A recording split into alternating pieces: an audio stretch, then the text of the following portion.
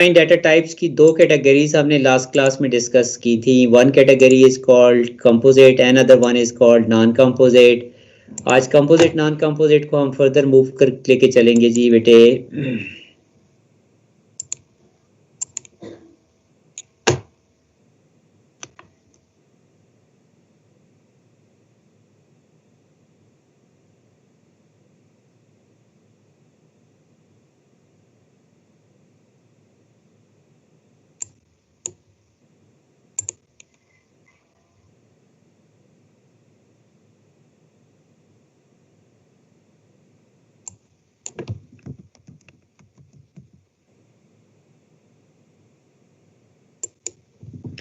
चलिए बिस्मिल्लाह करते हैं. बाकी लोग आई होप कि हमें मीनवाइल ज्वाइन कर लेंगे. चलिए जी बेटे, काफ़ी सारे लोग. शोएब भाई आप अगर सुन रहे हैं यार, कुछ मुझे लिस्ट भेज दो जो ब्लॉक बच्चे हैं. काफ़ी सारे बच्चे बेचारे शायद नहीं ज्वाइन कर रहे या कर नहीं पा रहे टेक्निकल रीज़न से. सो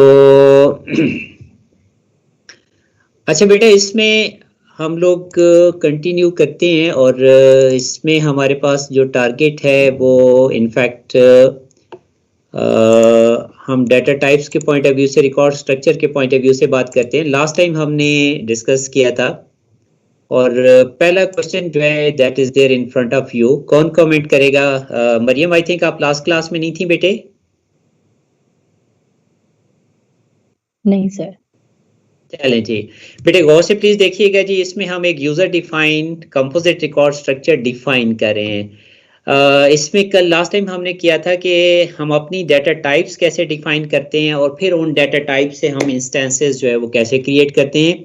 मैं कॉमन एग्जांपल दे सकता हूँ लास्ट बेटी के लिए. जस्ट मैं रिवाइज कर रहा हूँ कि अगर मैं कहता हूँ कि डिम माई नम एज क्या है जी, इंटीजर, तो इसमें आप क्या कमेंट करोगे? ये एक वेरिएबल डिक्लेयर हो रहा है माई नाम का और इसकी डाटा टाइप क्या है? इंटीजर है. सो इसका मतलब ये है कि इंटीजर जो डाटा टाइप है वो बिल्ट इन डाटा टाइप है. हमने यूजर को फैसिलिटेट किया है कि यूजर भाई आप ऐसा करो कि आप अपनी डाटा टाइप जो है वो खुद से डिफाइन कर दो. ठीक है, तो इसमें यूजर को हमने एक कंपोजिट रिकॉर्ड स्ट्रक्चर दे दिया है. उसने अपनी तरफ से एक डाटा टाइप जो है वो क्या कर ली हुई है, डिफाइन की हुई है. और इसमें आप देख रहे हो कि ये जो पार्ट है आपका, इसमें इनफैक्ट ये जो गिवन डेफिनेशन है बेटे, इस डेफिनेशन के अंदर आप क्या कर रहे हो, आप एक डाटा टाइप जो है डिफाइन कर रहे हो. ठीक है, अब इस डाटा टाइप के लिए आपको अगर आप देखते हो तो इसमें इस डाटा टाइप के अंदर बेटा इसको हम किसी भी जगह पे मूव करवा देते हैं. फॉर एग्जांपल यहाँ पे मैंने मूव कर दिया हुआ है. ठीक है, तो ये आपने इसके अंदर एक डाटा टाइप डिफाइन की है. दिस एड्रेस इसके अंदर जो है वो बेटा इसका डाटा टाइप नेम है और इसकी 3 फील्ड्स हैं, this house number, this street number, this town. ये सेल्फ एक बिल्ट इन टाइप्स की हैं, इंटीजर, स्ट्रिंग एंड आपके पास क्या हो गया है. कोई बच्चा बता सकता है मुझे कि जी इस लाइन के अंदर क्या हो रहा है? आप ये जो मैंने अभी लाइन हाईलाइट की है, इस लाइन के अंदर क्या हो रहा है जी? आपसे मेरी स्क्रीन शेयर नहीं हो रही. थैंक यू जी, आपको मुझे कंफर्म कर दीजिएगा जी प्लीज. अब आपसे शेयर हो रही है सबसे?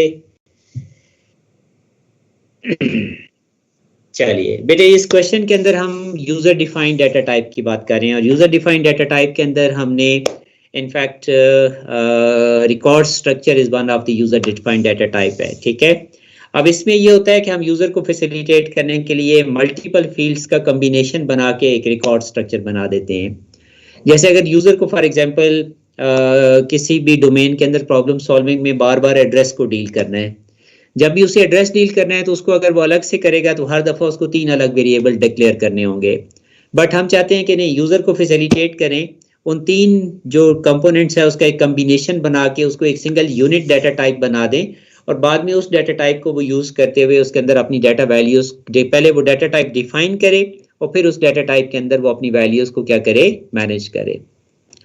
मैंने बेटा बात स्टार्ट की थी इस पॉइंट से कि ये जो आपके पास इस चीज़ की मैं बात कर रहा हूँ कि dim my number as integer, तो dim my number as integer के अंदर अगर मैं बात करता हूँ तो सिंपली मैंने इसमें क्या किया हुआ है, मैंने डिक्लेयर किया हुआ है, क्या डिक्लेयर किया हुआ है, एक वेरिएबल. और इसके अंदर जो इनफैक्ट मैं यूज़ कर रहा हूँ वो बिल्ट इन टाइप जो है, वो बिल्ट इन डाटा टाइप जो है वो मैं यूज कर रहा हूँ, क्योंकि ये इंटीजर्स और नंबर, स्ट्रिंग और रियल और कैरेक्टर और बूलियन और डेट्स, ये सब की सब जो हैं ये बिल्ट इन डाटा टाइप्स हैं। ठीक, तो बिल्ट इन डाटा टाइप्स का मतलब ये होता है कि ऑलरेडी डाटा टाइप डिफाइंड है, आप सिर्फ और सिर्फ उनके वेरिएबल या इंस्टेंसेस बनाते हो। बट अब जो हमारा कंसर्न है वो यूजर डिफाइंड डाटा टाइप है। इसका मतलब ये है कि पहले हमें डाटा टाइप भी we have to define it by ourselves. अब जब आपने इसको डिफाइन किया हुआ है तो बेटा नेचुरली आपने इसका स्ट्रक्चर डिफाइन किया हुआ है। इसके लिए टाइप रिजर्वर्ड है, दिस एड्रेस इसका नाम है, इसकी 3 फील्ड्स हैं और एंड टाइप इसका क्लोजिंग पॉइंट है। अब आप ये बताओ कि आपसे अगर मैं आप ये पूछूं कि आपका इस पार्ट के ऊपर क्या कमेंट है, ये जो आपकी स्टेटमेंट आपको इस वक्त नजर आ रही है, मैं बात कर रहा हूँ इस स्टेटमेंट के बारे में। जी बताइए, इस स्टेटमेंट में क्या हो रहा है, क्या कमेंट करेंगे आप? होम एड्रेस डिक्लेयर हो रहा है। बिल्कुल वेरी मच ट्रू है जी। होम एड्रेस को हम डिक्लेयर कर रहे हैं और होम एड्रेस की जो डाटा टाइप है, that data type is basically this address. और बेटे दिस एड्रेस के बारे में अगर मैं कमेंट करना चाहूँगा तो मैं इसके आगे ब्रैकेट में लिख रहा हूँ कि दिस एड्रेस जो है ये आपके सामने कौन सी डाटा टाइप है, ये आपकी कौन सी डाटा टाइप है बच्चों? मरियम, ये कौन सी डाटा टाइप है? दिस एड्रेस आपकी यूजर डिफाइंड डाटा टाइप है। और आपने इस यूजर डिफाइंड डाटा टाइप से क्या क्रिएट किया हुआ है? मैंने कल भी इसके लिए लास्ट क्लास में भी एक वर्ड यूज किया था, I am typing that word again here. मैंने इससे क्या क्रिएट किया हुआ है मरियम? मैंने इससे, जैसे ये देखिए माई नंबर, मैंने यहाँ पे मैं माई नंबर के बारे में भी कहता हूँ कि माई नंबर इटसेल्फ क्या है, एक आपका एक क्या क्रिएट हुआ हुआ है वहाँ, माई नंबर एक इंस्टेंस क्रिएट हुआ हुआ है। इसी तरह से आपने ये जो होम एड्रेस है, ये होम एड्रेस इज इट, क्या आपके ऊपर कोई रिस्ट्रिक्शन है कि आप जितने मर्जी इंस्टेंसेस क्रिएट करो इंटीजर, या जस्ट एक प्रॉब्लम सॉल्विंग के अंदर एक ही इंटीजर वेरिएबल हो सकता है? आप क्या आप एक क्वेश्चन के अंदर एक इंटीजर डाटा टाइप का एक ही वेरिएबल बना सकते हो या मल्टीपल इंस्टेंसेस क्रिएट कर सकते हो?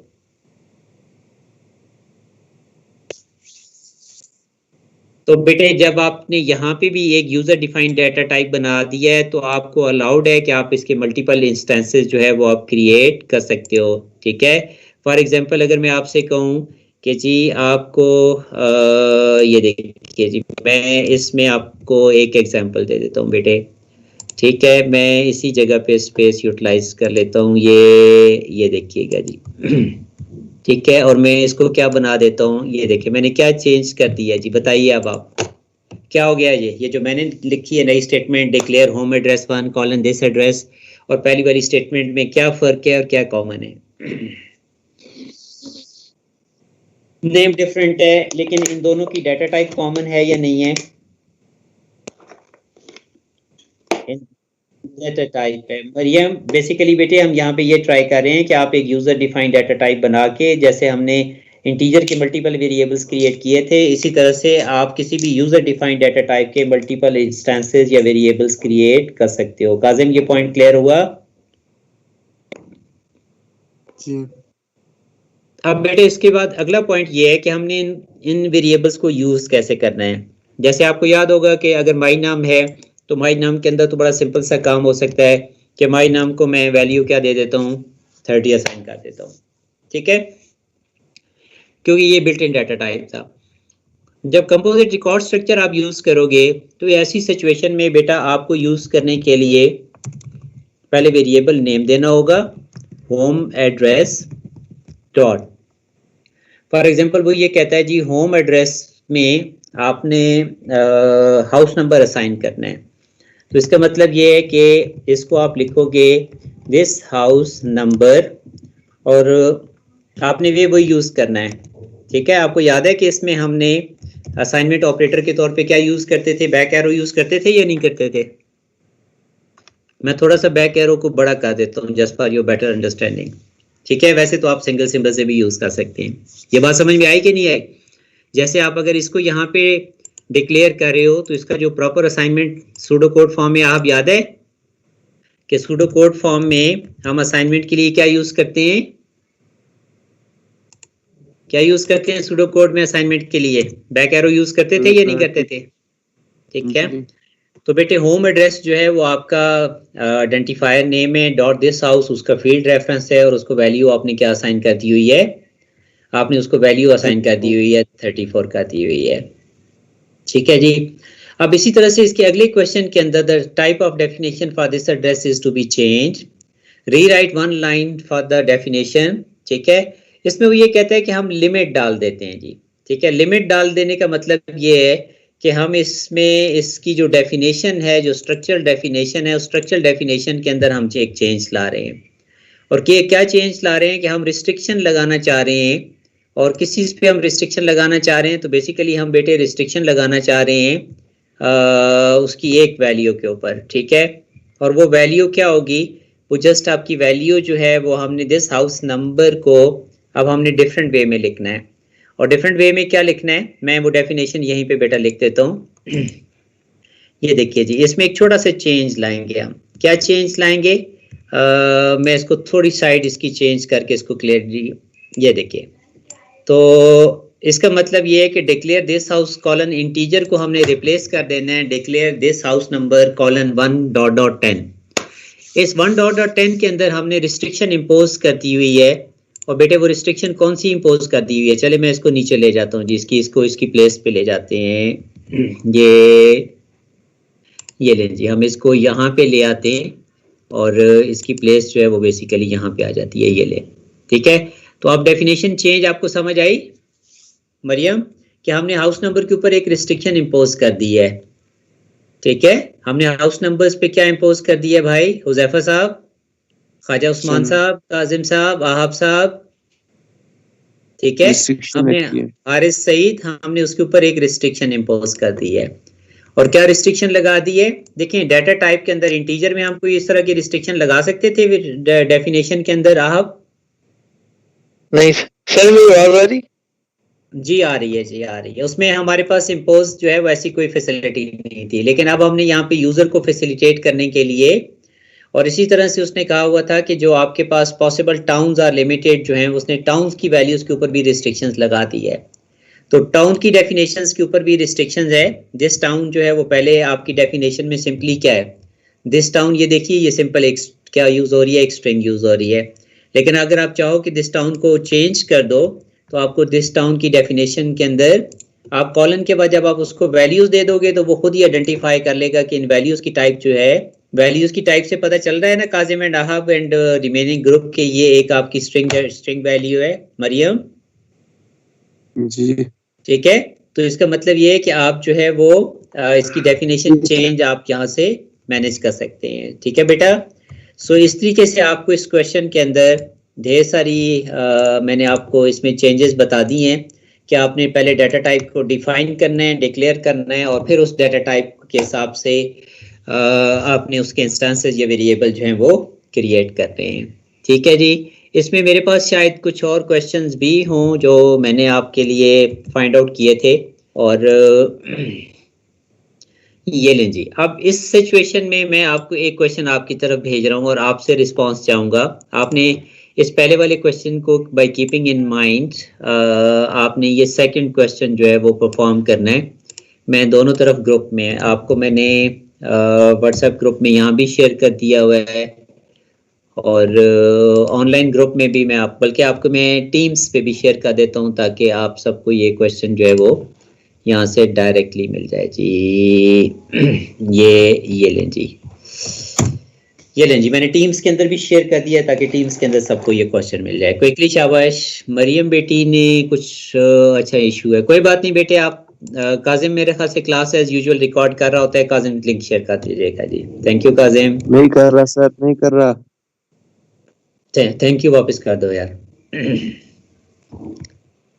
ठीक है, थैंक यू, वापस कर दो यार। कर दिया वापस, और गधे कर लेते हैं ना यार, ताकि अभी स्टार्ट कर रहा हूँ। अभी स्टार्ट कर रहे हो, ठीक है। चलें जी, इसके बाकी रिमेनिंग क्वेश्चन के पार्ट को भी देखें, जल्दी से करें, हमने एक क्वेश्चन और भी करना है, टाइम हमारे पास पे थोड़ा सा टाइम खींचना भी है हमने। ठीक है, ये लो जी, मैंने रिमेनिंग पार्ट के लिए भी आपको इसका ये लें जी, मैंने एक और पार्ट भी आपको मीट्स चैट में मेरी पिक्चर्स मिल रही हैं सबको, हारिस, काजिम, हुजैफा, अबू बकर, आपको मीट चैट जी सर, ओ सॉरी टीम्स यार, मीट सारा दिन असल में पढ़ा पढ़ा के मत मारी होती है हमारी।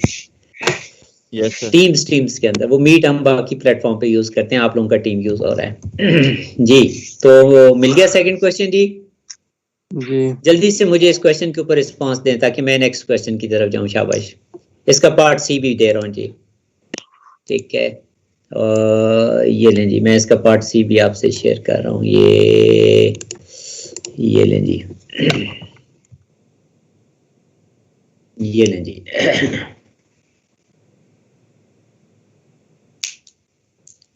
ठीक है, 3 मैंने इमेजेस शेयर किए हैं। शाबाश। बेशक आप इसमें आप अगर मार्किंग स्कीम से हेल्प लेते भी हैं तो मुझे कोई इतराज नहीं है, लेकिन विद अंडरस्टैंडिंग, विदाउट अंडरस्टैंडिंग नहीं जाना आपने।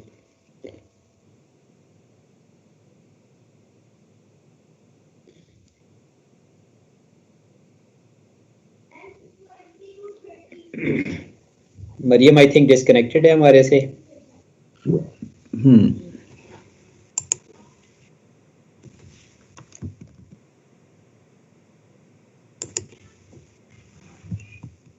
ख्वाजा साहब आपकी आवाजें आनी चाहिए यार, कोई क्वेश्चन आना चाहिए ख्वाजा साहब आपकी तरफ से। सर जी बिल्कुल सुन रहा हूँ सर, टेंशन नहीं नहीं ले। वो बेटा ये जुम्मे की तकरीर नहीं है ना जो सुनने के बाद आपने सुन्नतें पढ़ लेनी है, इसके ऊपर अमल करें, जरा क्वेश्चन रिस्पॉन्ड करें। शाबाश। जल्दी जी, मैंने आगे एक और क्वेश्चन आपके लिए, यूजर डिफाइंड डाटा टाइप। अब ये मैं आपसे कंपोजिट की बात कर रहा था, अभी मैंने नॉन कंपोजिट स्टार्ट करवाना है। क्वेश्चन 6 मैंने खोला हुआ है जी। 3 मिनट और हैं जी। शाबाश, रिस्पॉन्स करें मुझे इसके ऊपर, क्वेश्चन के ऊपर। सर वो पिछला वाला वो भेजा ना, स्टूडेंट असेसमेंट वाला स्टूडेंट असेस क्वेश्चन मैंने तीनों आपको ग्रुप में शेयर कर दिए हैं। कासिम आपको ग्रुप में मिले नहीं? अपनी सॉरी, ये ग्रुप आ जाता है इसके अंदर, टीम्स की चैट खोलें जरा, टीम्स की चैट ओपन करो, तीनों क्वेश्चंस पड़े हुए हैं। मिल गया सबको जी? मिले कासिम? सॉरी कासिम। जी सर मिल गया। चलो जी शाबाश। हाँ क्विक रिस्पांस आना चाहिए बच्चे।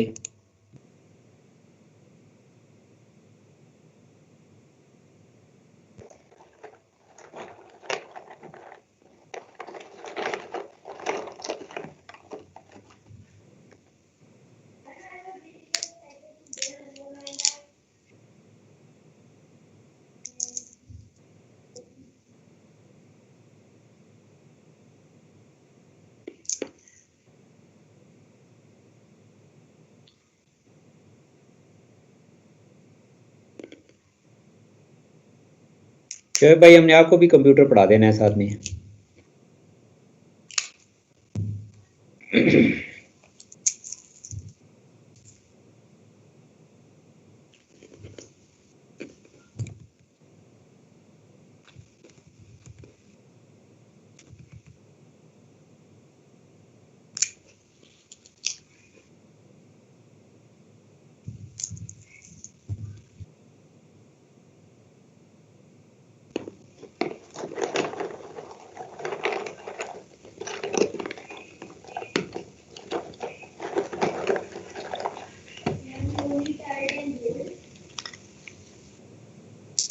हाँ जी बच्चों, रिस्पांस आना चाहिए साथ साथ, पार्ट बाय पार्ट। हाँ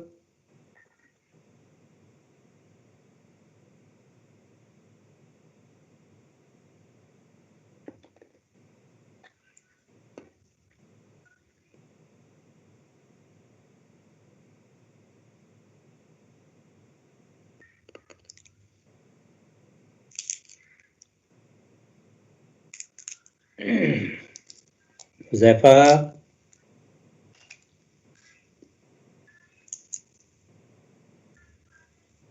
ये कासिम हुआ है कि नहीं हुआ?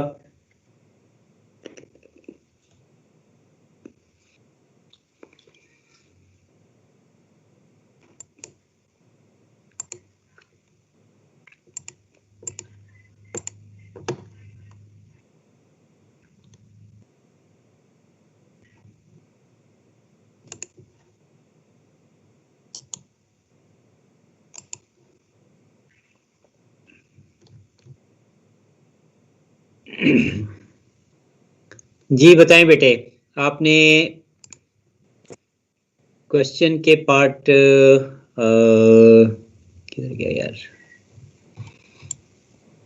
जी पहले पार्ट के अंदर आपने क्या करना था, डिक्लेयर करना था। सॉरी, डिक्लेयर ऑलरेडी हुआ हुआ है। कॉलेज स्टूडेंट के नाम का एक आइडेंटिफायर बना हुआ है, इसकी डाटा टाइप स्टूडेंट रिकॉर्ड है, जो इटसेल्फ आपकी user defined composite record structure है।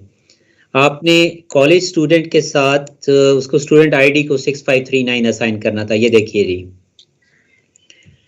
काजिम, ये आपके पहले पार्ट का आंसर आ रहा है, ये देखिए। ठीक है, फर्स्ट पार्ट में आपने कैसे देखिए असाइन किया हुआ है। तो इसका मतलब ये है कि आपको identifier name dot field name और आगे आपने उसको वैल्यू असाइन की हुई है। इसके सेकंड पार्ट ऑफ क्वेश्चन में आप देखते हो तो आपको the type definition for student record is क्या हो गया हुआ है, इस चेंज हो गया हुआ है। ठीक है, अब आपके पास चॉइस आ गई है कि आपके पास जो स्टूडेंट रिकॉर्ड है ठीक है, अब स्टूडेंट रिकॉर्ड के अंदर स्टूडेंट कैन टेक 6 कोर्सेज आ गए हुए हैं। ठीक है, फ्रॉम आगे उसने एक लिस्ट प्रोवाइड की हुई है। तो इसका मतलब ये है कि अब आपका स्टूडेंट के अंदर जो स्टूडेंट कोर्स होगा, वो स्टूडेंट कोर्स आपने प्रीवियसली यहाँ पे भी दिया हुआ है, लेकिन इसमें एरे ऑफ 1 till 10 दिया हुआ है। अब आपने उसको लिमिट कर दिया हुआ है। अब आपका साइज चेंज होकर 6 हो गया हुआ है, इसलिए आपने इसका साइज यहाँ पे चेंज क्या कर दिया हुआ है, आपने 6 कर दिया हुआ है। या आप इसके लिए एक अल्टरनेटिव काम भी कर सकते हो कि आप इसको असाइन कर दो। क्या असाइन कर दो? सब्जेक्ट्स असाइन कर दो, वो साइज को डिटरमिन कर लेगा। ठीक है कासिम? ठीक है सर। ठीक है, तो वो खुद से साइज जो है वो क्या कर लेगा, वो डिटरमिन कर लेगा। फिर इसके नेक्स्ट पार्ट ऑफ क्वेश्चन की अगर हम बात करते हैं बेटा, तो इसमें हमने पार्ट 2 के अंदर the value for the valid ID must be between, ये अभी हमने उस पे पहले पिछले वाले क्वेश्चन में भी वैलिडेशन चेक लगाया है। तो बिटवीन 1 एंड क्या होना चाहिए, 8000। ये देखो आपने डेफिनेशन के अंदर declare student ID colon 1 till, उसमें जस्ट आपने वो पार्ट चेंज करके दिखाना है, पूरा कोड आपने चेंज नहीं करके दिखाना। और फिर इसके साथ साथ अगर हम इसका स्ट्रक्चर जो है C1 के अंदर रीडिफाइन करते हैं, तो C1 के अंदर उसने कहा हुआ है कि कुछ मॉडिफिकेशंस आ गई हुई हैं।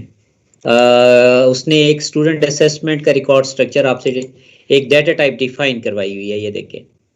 तो इसमें आप देख रहे हो कि आपके पास टोटल 3 फील्ड्स हैं। इसमें डाटा टाइप नेम जो है वो क्या है, तो data type name student assessment है। कोड स्ट्रिंग है, मार्क्स जो कि हर असेसमेंट्स के 6 एंट्रीज होंगी। उसने आगे ऊपर 6 सब्जेक्ट्स की, तो उसने array of 1 colon 6 of integer ले लिया हुआ है। और एवरेज मार्क जो कि 6 सब्जेक्ट्स में से 1 टाइम कैलकुलेट होगा, इसलिए उसके लिए आपने रियल नंबर लिया हुआ है। एनी कंफ्यूजन हियर जी? Qasim, no confusion? No sir. अच्छा, अब बेटे चलते हैं जी हम इसमें जो डाटा टाइप यूजर डिफाइन है, इसमें नॉन कंपोजिट है। और बेटा नॉन कंपोजिट में याद रखो कि आपके पास 2 टाइप्स आती हैं, एक पॉइंटर आता है, एक एन्यूमरेटेड टाइप आता है। इस वक्त जो हम डिस्कस कर रहे हैं ये आपकी एन्यूमरेटेड टाइप है। एन्यूमरेटेड टाइप में कॉन्सेप्ट क्या था, इसमें लिस्ट ऑफ आइटम्स होते हैं। जैसे आप यहाँ पे एक user defined data type declare कर रहे हो जिसका नाम क्या है, जिसका नाम मंथ्स है। अब आप याद रखो बेटा कि इसके अंदर कितनी वैल्यूज आ रही हैं, ये लिस्ट आइटम 12 है। ठीक हो गया? इसका मतलब ये होगा कि कल जब हम कोई भी इसका आइडेंटिफायर बनाएंगे, ये user defined non composite data type है। मैं साथ साथ इसकी डिटेल भी आप लोगों से डिस्कस करता जाऊं ताकि आपको इसमें दोनों एस्पेक्ट्स, मैं थोड़ा शॉर्टकट पॉलिसी पे इसलिए बच्चों चल रहा हूं क्योंकि अब हम रिवीजन साइकिल में जा रहे हैं, तो रिवीजन साइकिल के अंदर थोड़ा स्पीड का प्रोसेस जो है वो हम अपना थोड़ा इंक्रीज करके रखेंगे ताकि वो लोग जो पहले पढ़ चुके हुए हैं वो इसको बोरिंग फील ना करें। ये लें जी, इसमें पहली पॉइंट की तरफ आते हैं। तो याद रखो कि यूजर डिफाइंड डाटा टाइप की उसने डेफिनेशन दी हुई है। ये क्वेश्चन भी मैं आपकी शेयर कर रहा हूँ इसमें स्टीम उस पे जिसे कहते हैं कि चैट के अंदर, ताकि आपको क्वेश्चंस का ट्रैक जो है वो मेंटेन रहे जी। ये लें जी, अब इसमें यूजर डिफाइंड डाटा टाइप्स की डेफिनेशन में जरा काजिम ये 6A के 3 पॉइंट्स पढ़ो बेटे। तीनों जी जी, तीनों पॉइंट्स पढ़ो 6A के बेटा। इनोमिनेटेड, अच्छा नहीं, डिराइव्ड। जी, आपकी जितनी यूजर डिफाइंड डाटा टाइप्स हैं वो एग्जिस्टिंग डाटा टाइप से डिराइव की जाती हैं। आपकी डाटा टाइप्स को एक्सटेंड किया जाता है ताकि आपका प्रॉब्लम सॉल्विंग आसान हो, और ये प्रोग्रामर रिक्वायरमेंट्स को मीट करता है ताकि उसकी काम के अंदर फैसिलिटी हो जाए। अब इसमें बेटा हम यहाँ पे क्या सीख रहे हैं कि ये जो आपको लिस्ट ऑफ आइटम क्रिएट करवा रहा हूँ मैं, इसकी बात कर रहा हूँ, तो ये स्पेसिफिकली बेटा याद रखिएगा कि ये आपके पास इनफैक्ट जो है वो ये जो डाटा टाइप यहाँ पे डिफाइन हो रही है, काजिम इसको क्या नाम दिया है हमने अहब, ये जो लिस्ट ये इन्यूमरेटेड डाटा टाइप है, ठीक है। ये basically user define non composite, user define non composite enumerated data type है।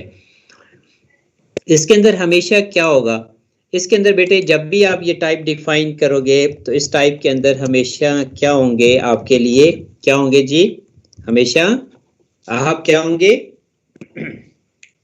लिस्ट होंगे आइटम, लिस्ट आइटम्स होंगे, ठीक है। उसकी एग्जांपल जैसे अगर हम डेज हमने स्टोर करने हैं तो हम इसके अंदर एक user defined data type days भी डिफाइन कर सकते हैं, उसमें 7 डेज ऑफ द वीक हो जाएगा। हमने सीजन की इंफॉर्मेशन करनी है, हमारे 4 सीजन हैं तो हम सीजन का एक डाटा टाइप बना सकते हैं, इसको हम इन्यूमरेटेड डाटा टाइप कहेंगे। ये जो हमने ऊपर मेंशन किया हुआ है इसको हम बेसिकली इन्यूमरेटेड डाटा टाइप कहेंगे, ठीक है जी। तो इसको, इसका जो नाम पहला नाम होगा ये इन्यूमरेटेड डाटा टाइप आएगा। इसको डिक्लेयर करने का वही तरीकाकार है जो बेटा हम इससे पहले करते आ रहे हैं। वेरिएबल नेम है करंट मंथ, ठीक है। तो आप सबसे पहले यहाँ पे क्या वर्ड यूज करते होते हो, डिक्लेयर, फिर वेरिएबल का नाम होता है, मैं सॉरी मैं इसके अंदर के सेंसिटिविटी का ख्याल नहीं रख रहा हूँ, और इसकी डाटा टाइप क्या होगी, इसकी डाटा टाइप मंथ्स हो जाएगी। इसके अंदर कोई काइंडली किसी का क्वेश्चन है तो please feel free to ask a question जी। कैसे डिक्लेयर किया हुआ है भाइयों, कोई क्वेश्चन है तो प्लीज। काजिम खामोश हो गया हुआ है काफी देर से, ठीक है बेटा। तो डिक्लेयर करंट मंथ कॉलन क्या आ जाएगा, मंथ आ जाएगा। आगे वैल्यूज असाइन करने का तरीकाकार बड़ा स्ट्रेट फॉरवर्ड वही सिंपल सा तरीकाकार है, लेकिन जो यहाँ पे हमने मेंशन किया हुआ है। करंट मंथ्स को एक्चुअली रिकॉर्ड के साथ आप लोगों ने identify dot field name use किया था, क्योंकि यहाँ पे मल्टीपल फील्ड्स नहीं है, सिंगल फील्ड है, इसलिए सिंगल फील्ड में हमारे लिए कोई ज़्यादा बड़ा मतलब प्रॉब्लम नहीं है। हम इसको आसानी से यहाँ पे जस्ट 1 लाइन स्टेटमेंट जो है वो डायरेक्टली इंस्टेंस नेम को हम वैल्यूज असाइन करवा रहे हैं। तो बताइए जी बच्चों, इसमें कोई क्वेश्चन आपके माइंड में है तो प्लीज कोई भी रेलिवेंट क्वेश्चन जी। ये हमारे पास इनफैक्ट जो था ये आपका user define non composite enumerated type थी। User define non composite enumerated data types का कॉन्सेप्ट हमने यहाँ पे डिस्कस किया है, ठीक है। एनी प्रॉब्लम जी, any question, any query here, Kazim, any other group बच्चा, भाई यस नो, हाँ ना, कुछ तो जवाब दे दो। नहीं नहीं है, कोई प्रॉब्लम नहीं है सबके लिए, ठीक है। तो साथ साथ बोलते रहा करो, ताकि आप बोलते हो, आप पार्टिसिपेट करते हो तो पता चल जाता है कि आपकी कंट्रीब्यूशन जो है वो in term of learning actively मुझे नजर आ रही है। थैंक यू जी, ठीक है। इसके बाद बेटे हम यूजर डिफाइन, हम एक और डाटा टाइप की बात करेंगे, that is called pointer data types हैं। ये कैसे मैनेज होती हैं, हम इनको भी यहाँ पे आप, इसके बाद आप बच्चों के लिए अगला टारगेट जो है वो रेडी है जी। तो पॉइंटर डाटा टाइप्स के लिए भी मैं बेटा डायरेक्टली इसमें, वैसे इसके पास पेपर क्वेश्चन के अंदर बड़ी अच्छी एक्सप्लेनेशन है, बुक के अंदर इतनी अच्छी एक्सप्लेनेशन नहीं दी गई है, इसलिए हम पॉइंटर डाटा टाइप्स की जो डेफिनेशन है वो डायरेक्टली, या जो क्वेश्चन है वो डायरेक्टली हम पास पेपर से ही परफॉर्म करेंगे, ताकि हमारी आज डाटा टाइप का जो टारगेट है वो अचीव हो जाए। इससे पहले हमने रियल नंबर्स रिप्रेजेंटेशंस को टारगेट किया था। अच्छा बेटा, इस क्वेश्चन के अंदर वो डायरेक्टली इस टेबल से बात स्टार्ट कर रहा है। इस टेबल के अंदर उसने कुछ इंफॉर्मेशंस आपको दी हुई हैं, और ये इंफॉर्मेशंस आपके लिए समहाउ सेल्फ एक्सप्लेनेटरी हैं दी। इसके टेबल के अंदर ये May June 17 का 13 वेरिएंट का क्वेश्चन है। इसके टेबल के अंदर 4 डाटा टाइप्स दिए हुए हैं। काजिम रीडेबल हैं आपके लिए? जी सर। अच्छा, इसमें बेटे याद रखिए कि आखिरी 3 वेरिएबल्स के ऊपर तो कोई क्वेश्चन बनता ही नहीं है, क्योंकि वो आखिरी इंट var temp1 और temp2 के बारे आगे सामने क्या डाटा टाइप लिखी हुई है।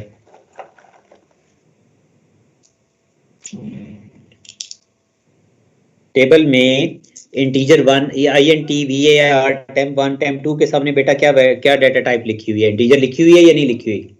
सर जी सर। तो इस पे तो कोई क्वेश्चन नहीं है। क्वेश्चन जो है वो सिर्फ और सिर्फ किसके ऊपर है बेटा? क्वेश्चन सिर्फ इसके ऊपर है, ये जो int पॉइंटर है इसके शुरू में एक कैरेट इंटीजर लिखा हुआ है। इसमें प्लीज मेरे वर्ड्स गौर से सुनिएगा। ये इंट पॉइंटर एक यूजर डिफाइन डाटा टाइप से डिराइव किया गया है, उसका इंस्टेंस क्रिएट किया गया है जो सिर्फ और सिर्फ किसी इंटीजर वेरिएबल का एड्रेस स्टोर कर पाएगा। काजिम रिपीट कर सकते हो? जो सिर्फ क्या करेगा सर? बेटे गौर से बात सुनिएगा। ये जो इंट पॉइंटर है ये एक user define non composite pointer data type से एक इंस्टेंस क्रिएट किया गया है, जिसमें रिस्ट्रिक्शन ये है कि ये इंट पॉइंटर किसी दूसरे इंटीजर वेरिएबल के एड्रेस को स्टोर करेगा। पॉइंटर वेरिएबल्स वो वेरिएबल्स होते हैं जो किसी दूसरे वेरिएबल्स की स्पेसिफिक टाइप के एड्रेस को स्टोर करते हैं। आप काजिम रिपीट करो।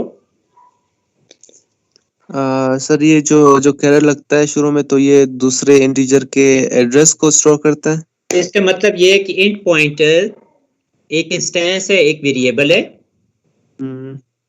इसकी डाटा टाइप एक पॉइंटर है, एक डाटा टाइप इसकी क्या है? पॉइंटर है। अब पॉइंटर जो है वो user defined non composite data type की कैटेगरी से बिलोंग करते हैं, ठीक है। और इंट पॉइंटर जो है ये बेसिकली आपका एक ऐसा आइडेंटिफायर है, वेरिएबल है जो किसी इंटीजर टाइप के वेरिएबल का सिर्फ एड्रेस स्टोर करेगा। ये बात क्लियर होती है जी? जी सर।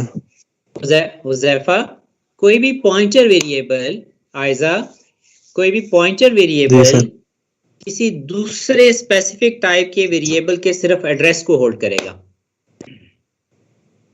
जैसे इस एग्जांपल में जो इंट पॉइंटर है, ठीक है, इंट पॉइंटर सिर्फ और सिर्फ किसी इंटीजर वेरिएबल के एड्रेस को होल्ड करेगा। कैसे करेगा जी? हम सीधा आगे एग्जांपल पे चलते हैं। ये देखिए गौर से चेक कीजिएगा जी बेटा।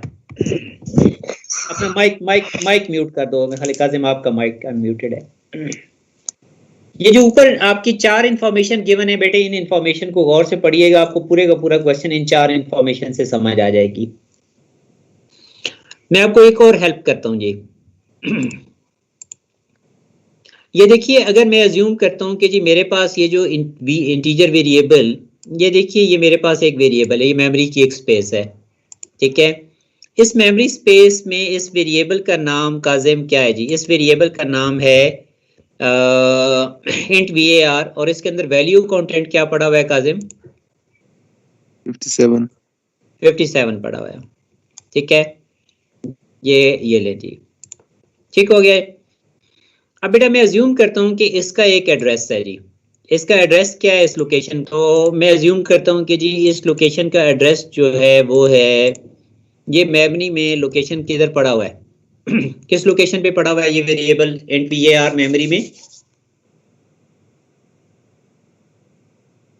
मेरे भाई किस लोकेशन पे पड़ा हुआ है ये मेमोरी लोकेशन? ये जो 700 है, ये 700 इसका क्या होगा बच्चों?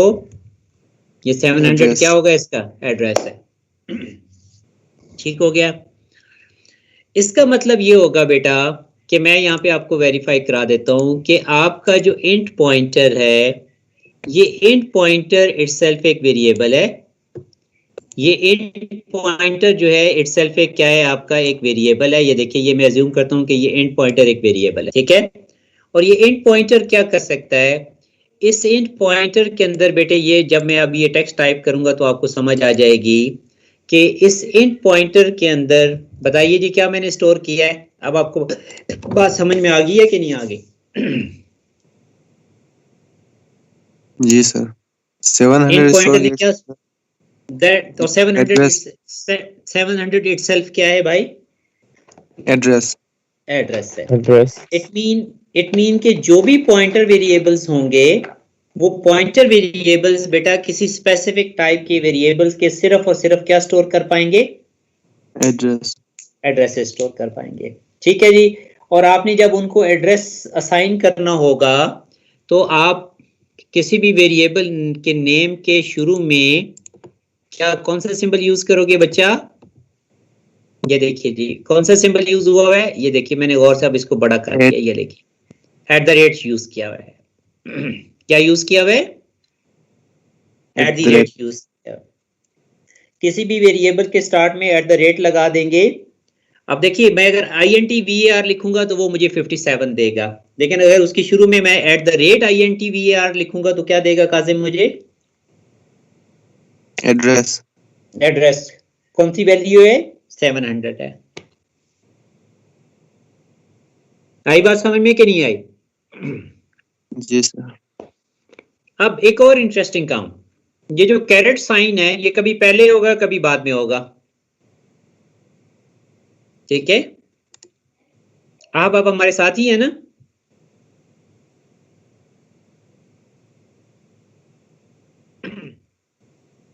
अच्छा बेटा इसमें याद रखिएगा कि जब भी ये कैरेट साइन शुरू में यूज होगा, ये देखिए ये जब भी कैरेट साइन शुरू में यूज होगा इसका मतलब ये होगा कि आप उस वक्त इंट पॉइंटर को डिक्लेयर करें पॉइंटर टाइप का वेरिएबल। काजिम बाकी तो रिस्पॉन्ड कोई नहीं करता, हम सॉरी मैं बार बार आपसे क्वेश्चन पूछता हूँ जी। जी तो सर बताओ कोई मसला नहीं मैं उज़ैफा बताओ जब जी कैरेट साइन शुरू में यूज होगा तो क्या पर्पस होगा, क्या मीनिंग्स होंगे? कि वो इन पॉइंटर का और दिखा रहे हैं नहीं, जब शुरू में कैरेट यूज होगा तो इसका मतलब ये है वो कि वेरिएबल एड्रेस डिक्लेयर हो रहा है। डिक्लेयर। ठीक है, जब कैरेट साइन शुरू में यूज होगा तो इसका मतलब ये होगा कि आप एक पॉइंट वेरिएबल डिक्लेयर कर रहे हो। ठीक है, वो बचा @ द साइन का मतलब ये है कि वैल्यू एट दैट एड्रेस की हम बात कर रहे हैं। लेकिन जब भी कैरेट साइन बाद में यूज होगा तो इसका मतलब ये होगा कि आपने जाना है इंट पॉइंटर पे। इंट पॉइंटर पे देखो क्या वैल्यू पड़ी हुई है, 700 पड़ी हुई है ना, 700 लोकेशन पे जाना है और 700 लोकेशन पे बताओ कंटेंट्स क्या पड़े हुए हैं? 57। तो आपके टेम्प 2 के अंदर ये देखिए बड़े मजे का काम हो रहा है। मजे का काम ये हो रहा है कि ये जो टेम्प 2 वेरिएबल है, इस टेम्प 2 वेरिएबल के अंदर आपको पता है वैल्यू क्या आएगी? ये देखिए जी, बताएं जी इसके अंदर वैल्यू क्या आई है? 57 ये 57 क्यों आई है? क्योंकि आपने value at that address refer किया है। आपने क्या रेफर किया है? वैल्यू एट दैट एड्रेस किया हुआ है। ठीक है, इसी तरह से जो टेम्प 1 की वैल्यू है, टेम्प 1 की वैल्यू आपने इंट पॉइंटर पे नहीं स्टोर कर रहे हो। इसका मतलब ये होगा कि जब भी आपको कैरेट साइन आखिर में दिया जाए आपने उस एड्रेस पे जाना है जो आपका इंट पॉइंटर रेफर कर रहा होगा। इसका मतलब ये है बेटे कि मैं आपको यहाँ एग्जांपल दे देता हूँ, इस एग्जांपल से जरा और क्लियर हो जाएगा। मैं अज्यूम करता हूँ कि जी ये टेम्प 1 है और टेम्प 1 के अंदर एक वैल्यू पड़ी हुई है और वो वैल्यू क्या पड़ी हुई है जी? वो वैल्यू हम अज्यूम कर लेते हैं कि वो वैल्यू क्या पड़ी हुई है जी? काजिम क्या वैल्यू मिली टेम्प 1 के अंदर? 33। अब इसका मतलब ये है कि ये 33 आप उस एड्रेस पे जाके स्टोर कर रहे हैं जो आपका इंट पॉइंटर पॉइंट कर रहा है। तो अब आप मुझे ये बताइए कि इंट पॉइंटर जो है वो कौन सा एड्रेस पॉइंट कर रहा है? 700 पॉइंट कर रहा है या नहीं कर रहा? 700 पे पहले क्या पड़ा हुआ था? 57 पहले 700 पे, लेकिन अब आपके 700 पे वैल्यू क्या आ जाएगी? 33। ठीक है, टेम्प 1 की वैल्यू देखो क्या है? टेम्प 1 की वैल्यू 33 है। यस आपने ये वैल्यू कहाँ पे जाके स्टोर करनी है? उस एड्रेस पे जिसको इंट पॉइंटर पॉइंट कर रहा है। ये कैरेट साइन अगर आखिर में दिया हो तो इसका मतलब ये है कि उस एड्रेस पे जाएं जो एड्रेस इंट पॉइंटर आपको रेफर कर रहा है। वो एड्रेस क्या था बच्चों? 700। तो 700 पे क्या वैल्यू स्टोर हो जाएगी? 33 33 हो जाएगी। ठीक है, तो इस तरह से आपका पॉइंटर डाटा टाइप जो है वो रिस्पेक्टिवली क्या करेगा, अपना रिस्पेक्टिव रोल प्ले करेगा। ठीक है मैं कंक्लूड कर रहा हूं कि हमने इनफैक्ट क्या डिस्कस किया है। हमने सबसे पहले ये डिस्कस किया है कि यूजर डिफाइंड डाटा टाइप के अंदर नॉन कंपोजिट में एक हमारी इन्यूमरेटेड टाइप आती है जिसमें लिस्ट आइटम्स होते हैं। नंबर 2 हम डिस्कस कर रहे हैं कि जिसमें हमारे पॉइंटर्स यूज होते हैं। ठीक है, और पॉइंटर्स को कैसे डिक्लेयर करना है, पॉइंटर को कैसे यूज करना है, मैंने बड़ी कंप्रीहेंसिव एग्जांपल्स के साथ ये सारा कॉन्सेप्ट जो है वो क्या किया है आपसे डिस्कस किया है। अब आप देखिए इसमें बेटे कि अगर मैं यहाँ पे गौर से देखता हूँ तो आपको कुछ क्वेश्चन जो है वो मैं कोशिश करता हूँ जी कि मैं आपके साथ कुछ क्वेश्चंस भी शेयर कर पाऊँ ताकि मुझे जी मैं इसमें कोशिश करता हूँ कि आपसे मैं दो चीज़ें एक स्क्रीन पे ले आऊँ और मैं एक छोटी सी 2 नंबरी करता हूँ और उस 2 नंबरी के रिजल्ट में, ठीक है यार एक ठहरे वो पिक्चर ले तो आता होता है, मुझे व्हाइट बोर्ड पे न जाना पड़े। वैसे मैंने लास्ट टाइम शायद एक जगह पे किया भी था बट अभी शायद वो मुझे फैसिलिटेट नहीं कर रहा। अच्छा चले नहीं हो जी। अब देखिए सबसे पहली चीज मैं देखता हूं कि एट द रेट temp2, ये देखिए मैं temp2 पे जा रहा हूं। temp2 पे मुझे 2 चीजें गिवन है, temp2 के ऊपर मुझे 2 चीजें गिवन है। अब आप मुझे बताइएगा कि मैं यहाँ पे रिजल्ट में 6715 क्यों लिख रहा हूं मैंने यहाँ पे 57 क्यों नहीं लिखा? सर वो पीछे एट द रेट लिखा हुआ है। बिल्कुल शाबाश, सारे बोला करो शाबाश, गुड। ठीक है, अब इंट पॉइंटर की मैं बात कर रहा हूं बेटे, तो इंट पॉइंटर के सामने मुझे आप बताइएगा कि मैंने A216 क्यों लिखा है? क्योंकि उसकी वैल्यू हमें चाहिए कोई इसका। ठीक है, मुझे वैल्यू चाहिए। ठीक हो गया। अब मैं ये बताएं कि जब इंट पॉइंटर कैरेट लिखा हुआ है तो मैं A216 पे जाऊंगा और A216 से वैल्यू उठा के लाऊंगा और यहाँ पे मैं वैल्यूज क्या डाल रहा हूँ, मैंने क्यों 88 लिखा है यहाँ पे? क्योंकि मैं इंट पॉइंटर से मैं एड्रेस उठाऊंगा, इंट पॉइंटर से एड्रेस मुझे मिल रहा है A216। A216 लोकेशन पे मैं जाता हूँ बेटे, तो ये देखिए A216 लोकेशन पे वैल्यू क्या पड़ी हुई है? 88 पड़ी हुई है। अब आपको बात समझ में आ गई कि नहीं आ गई? ठीक है जी।